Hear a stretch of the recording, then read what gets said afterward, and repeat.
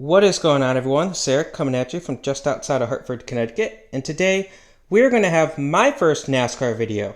Now, if you've been a fan of the channel for a while, you're aware that back in the day we did have some NASCAR videos, but that series came to an end over a year ago at this point, and I decided that, you know what, I'm going to discuss the playoffs. I'm not going to go in major depth for each driver, of course. I'm going to discuss, of course, key things about each driver, and these are the standings through Darlington. So I am a day late, unfortunately, but we will discuss each driver right now. So without further ado, right now in first place, we do have Denny Hamlin. Hamlin just won in Darlington yesterday. He was a dominant car right from the start. He was constantly up front.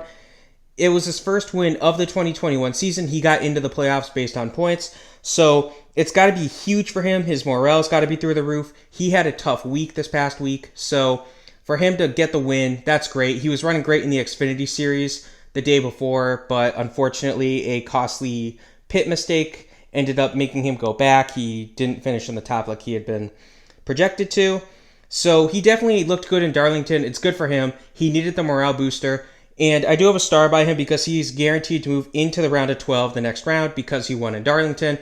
Also, shout out to Denny Hamlin. He did get myself and Patrick, the former co-owner of Heartland Sports, a fantasy NASCAR championship. So, yeah, very happy. In second place, we have the regular season points leader, Kyle Larson.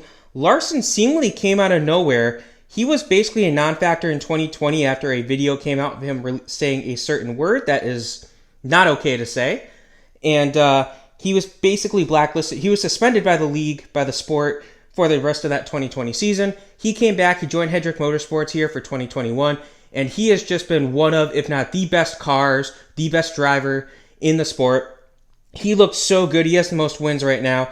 He was second place in Darlington last night. He raced Denny to the very end. So Kyle Larson's probably the favorite to win the championship this year, but we will see what happens. Anything can happen. This is NASCAR. You have one bad race and you're done. So Kyle Larson, probably the heavyweight, probably the favorite, but we'll have to see how he can do. He does race well in these upcoming racetracks that we're going to. So next week is Richmond. So it's going to be exciting to see how everyone can do. In third place, we have Martin Truex Jr., who is one of Denny Hamlin's teammates at Joe Gibbs Racing. And he's good. I mean, he started off okay. Then he got hot towards like May, June, but he has cooled off since then.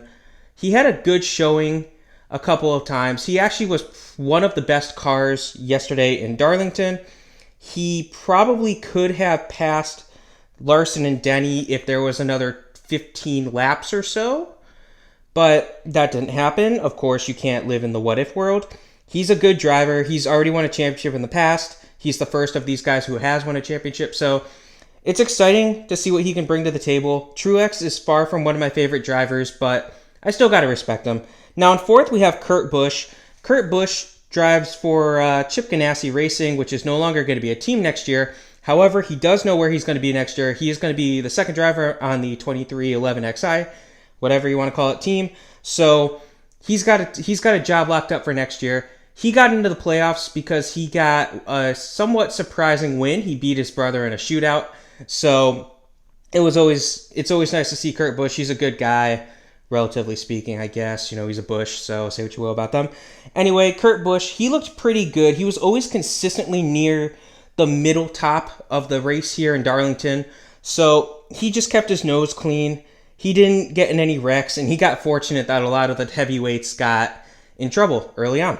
In fifth place, we had Ryan Blaney. Now, Blaney, he drives for Penske. I'm a Team Penske fan, so I'm kind of hoping Penske can get the win this year. Anyway, Blaney's a good driver. He actually came in. He has 3 wins on the season, and he came in on a 2-win streak. He had won the past 2 weeks, and he was doing okay at Darlington, but he wasn't really a front weight. He wasn't really in the top. He had a brake problem towards the end of the race. He spun around. His brake line, he said his brake line exploded, but he was able to return, so probably exaggerating a little bit. Still, Ryan Blaney's a good young driver. Of course, his father was a big-time racer back in the day. So Ryan Blaney definitely has the potential to win. The real question is, will the Penske Ford be able to get him to the win? In sixth place, we have his teammate, Joey Logano, my personal favorite driver. Of course, he's from Connecticut, so shout out to Connecticut. We have 3 drivers on the Cup Series this year. Joey Logano, he's been doing very inconsistent this year. He's been a front runner for a few races, but then he constantly has been having problems. Last week in Daytona, he was near the front, and then his brakes went, so he fell down. He dropped considerably, hit the wall. He had that happen in Daytona, the first race of the Daytona 500. He was running in first place, and then his teammate, Brad Keselowski, wrecked him, not intentionally. We'll get to the guy who caused the wreck at the very end here. So he's had some bad luck. He did win in the dirt in Bristol, so that's what got him into the playoffs. He probably would have made it on points if he had not gotten that win. Still, Joey Logano is a talented driver. He won the series in 2018. So, yeah, Joey Logano has a chance, but realistically, I don't think he's the favored Ford driver or Penske driver for that matter. In 7th place, we have Kevin Harvick. Now, Harvick got in via points. He did not have the best showing this year. He had a couple of good races, but he could never get the win, just like Denny Hamlin.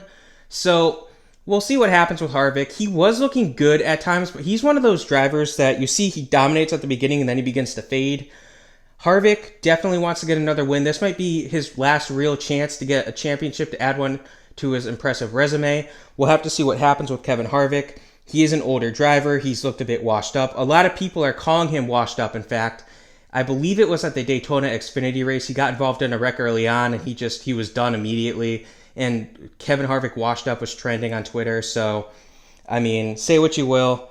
Harvick, he drives for Ford, so he's a Ford driver. He's Stewart-Haas Ford, so he has that going for him. Still far from an impressive team, though.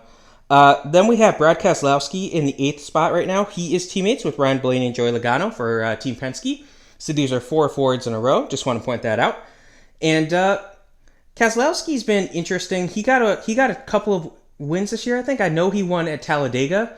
I don't know if he got a second win now that I say it, but he's been inconsistent. He's had some really bad weeks, but he's had some really good weeks. He, just like Logano, just like Blaney, they've had some problems with their brakes recently. It's been like the past month, literally. August has just been Penske's having problems and Blaney pushing through. So Keselowski, I don't think he's going to win. He's not going to be in Penske next year, so we'll see what happens with him. He has a bright future. He's going to be a part-time owner in Stewart-Haas, Keselowski. So, yeah, it is what it is at this point. But who knows what's going to happen. Sorry, Roush Fenway, he'll be a part owner of. So we'll see what happens there. And it'll be weird to see Keselowski not racing for Penske, but it is what it is. I just don't think he's going to be able to add a second championship to his resume before going there. Now, in 9th place, we have Christopher Bell. Christopher Bell races for Joe Gibbs Racing, just like Truex and Denny Hamlin. And he had a good win. He won at the Daytona Road Course the second week of the season. And it was a little surprising. He actually ended up surpassing Logano at the very end, so Logano got second place there. And he hasn't done too much since. He's had a couple of good showings. He actually looked very good in New Hampshire. That was probably his last dominant race, but he just wasn't able to catch up to the leaders. So Bell is definitely a good driver. He has a great car. The real question is, will his inexperience catch up to him? He got lucky last week. He got lucky in Darlington, but we'll see what happens. He didn't get involved in any major wrecks. He was bumped into, and he actually somewhat caused the wreck that ended Chase Elliott's night. Now, Chase Elliott is currently in 10th. He is, of course, a fan favorite. He is the defending champion. He won in 2020. He drives for Hendrick Motorsports. Now, I would have expected to discuss all 4 Hendrick drivers at this point, but we will be getting to them all shortly. We already got to the first one, Kyle Larson. Chase Elliott was involved in a bit of a wreck. It wasn't really anyone's fault. You know, Wallace bumped into Christopher Bell, who bumped into Chase Elliott, and Elliott blew a tire and it ended his night. He slammed into the wall. It wasn't anyone's fault. It's just racing. You know, you're racing 3 wide. That's expected. Chase Elliott definitely is a favorite. He's got the championship experience. You know, he knows what it's like. He's still young, but he has a very talented, very strong car with him. So probably going to be able to see him continue to play well, race well. He should be a contender to, at minimum, make the Final 4. Now, in 11th, we have Aric Almirola. Almirola has been one of the unluckiest drivers on the series in 2021. Now, he did get a surprising victory in New Hampshire. I was at that race. And that was a bit of a surprise. Still, it's nice to see him make it. Unfortunately, he's not really going to do much of anything for the team in the, he's not going to be able to do much for them in the Cup Series run here in the playoffs. I realistically don't see him making it to the round of 12. In 12th place, we have Tyler Reddick. Now, Reddick's a strong driver as well. The problem with Reddick, he got in on points. He's the third of the three guys who got in on points. He got in the last race. He got in because his teammate, Austin Dillon, wrecked at the very end. Dillon ends up getting 17th. He's the first guy out. Reddick made it in as the first guy in. So it wasn't the prettiest showing for Tyler Reddick yesterday. He started off hot, and then he just really cooled off. He's been doing that a lot lately, too. He's been starting off really good and then just getting ice cold. A lot of the Chevrolets have been doing that for some reason. A lot of the Fords have been doing that. So we'll have to see what he can end up doing. He's still a good, talented driver, but for how much longer will he be able to be in the playoffs? That's my real question. I don't think he'll make it to the next round. Then at 13th, we have our third of the four Hendrick Motorsport teammates, Alex Bowman. Now, Bowman just took over the 48 car for Jimmy Johnson, who retired after the 2020 season, and he's done well. He got 2 wins this year, 2 or 3, and he's constantly been at the front. Now, he's a quiet guy. He doesn't do too much. He doesn't ruffle a lot of feathers. But, people still obviously miss Jimmy Johnson. Alex Bowman's a good racer. He probably should be able to make it to the final 8, but he has been trending in the wrong direction recently. He's probably the fourth of the 4 guys, maybe third of 4 over Byron, who we'll get to in a second, his teammate of the Hendrick Motorsports team, just because he's still a bit inexperienced, he's still a bit younger. Now on 14th, we have Kyle Busch, the fourth of the 4 Joe Gibbs Racing Toyotas that are in the playoffs. Now, Kyle Busch, he has a couple of wins. He actually won on his birthday this year. So the thing with Kyle Busch is he is notorious for, if he ends up getting in a minor wreck, he throws a fit. He did it yesterday in Darlington where he got his the back right of his car smashed into the wall, and he basically just said, "We're done, it's done." He drove off. He almost hit somebody, a couple people. Fortunately, his brakes were working. If his brakes weren't working, he would have been done. He drove the car right to the trailer. He's always thrown a fit. I mean, it is what it is. It's Kyle Busch. You get the highs and the lows. His interviews are top-notch. 99% of the time, he's just, pissed off all the time. But anyway, all that aside, really good driver, very good Toyota. The real question is, can he handle his emotions? He needs to do better. He can't rely on hoping for a win. I understand your 2 teammates are right up there until the very end, first and third, Denny and Truex, but you can't just rely on your car being the fastest car for one of the next 2 races. You got to put your act together. You got to put your ego aside. You got to say, can we salvage it? I got to get as many points as I can. 15th place, we have William Byron, the last of the Hendrick Motorsport cars. Byron, similar to Bowman, has been trending in the wrong direction. A lot of the Hendrick guys have cooled off considerably recently. So there's that. Byron's a good racer. He's still young. He's still got a lot of talent, though. And the real question with Byron, he's really trending in the wrong direction. He had some problems, too, yesterday. Obviously, he ended near the bottom. I don't know what happened, if his brakes weren't working properly or anything, but he just ended up slamming into the wall, destroying the right side of his car after losing a tire. It was clear that his day was over when he hit the wall. Byron, though, hopefully he does have the talent to turn it around, but right now he's definitely in trouble. Now in last place, we have Michael McDowell of Front Row Motorsports, and his team's actually going to be dropping from 2 cars to 1 next year.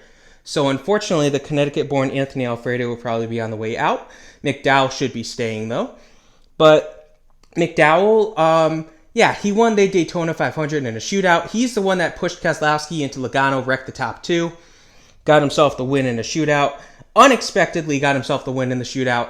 He had a bit of an unfortunate incident. He got his back left tire rubbed. He ended up swerving up, smashed into the wall. It was clear his day was over the second he hit the wall yesterday.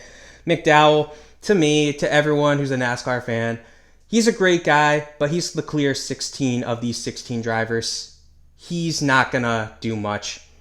But anyway, that's currently where we stand. These are the 2021 NASCAR Cup Series playoff drivers, the standings through Darlington. Again, currently Denny Hamlin is the only one who is guaranteed to move into the round of 12. There are 2 more races to decide who the last 4 drivers to get eliminated are. But I hope you guys enjoyed this video. And like I said, I'm going to try to do this video every time we get to a next round. So expect another video in 2 weeks. 2 weeks. Hope you guys enjoyed this. Have a good rest of your day.